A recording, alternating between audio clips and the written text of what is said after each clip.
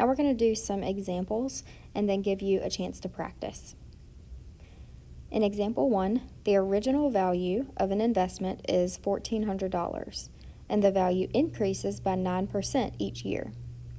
Write an exponential growth function to model the situation, then find the value of the investment after 25 years. So we have some really important information here. If you were just given this problem blindly without knowing that it was going to be an exponential growth function, well, we're told right here that it's going to be an exponential growth function. Now, we would know this either way because it's increasing by a percentage. So that tells us that it's an exponential growth problem. And we are given some important information. We always want to start with the growth function. Since this is a growth problem, y equals p times 1 plus r raised to t. Now p, remember, that represents our principal amount, or the original initial value. So we were told that the original value, which is p, is 1,400.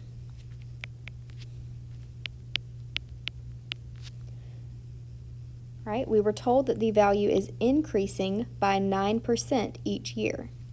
So since that's increasing, that's growth, and it's growing by a rate of 9%. So we have to take that percentage, which is 9%, and we're going to divide that by 100. So we're taking 9 divided by 100, and we're going to put that in Desmos just to make sure we get our decimals correct.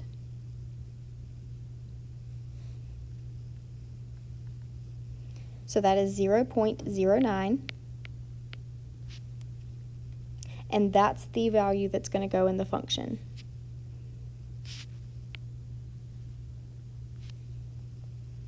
And then we can find our t, or the amount of time that has passed that we're looking for. So it says to find the value of the investment after 25 years. So 25 is the amount of time, 25 years. All right, and we know that because it says that this is increasing by 9% each year. So as long as we have years that we're looking for, then we just plug in that number as the exponent. So we can take this information and write our equation. Y equals P is 1,400, 1 plus the rate as a decimal is 0.09, and raised to the power t, which in this case is 25. Now we're simply going to take this information. We're not going to type y equals. We're just typing in the value that we want to find into Desmos. So that's 1,400 times 1 plus 0.09 raised to the power 25. So to make sure that we are rounding correctly, since we're talking about money, we're going to round to the nearest penny, so 2 decimal places.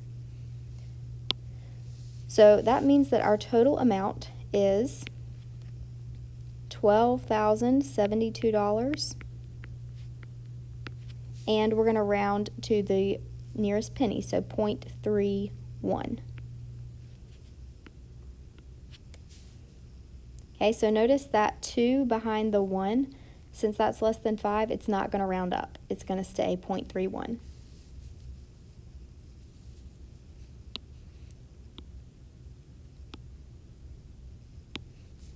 And that is our final answer.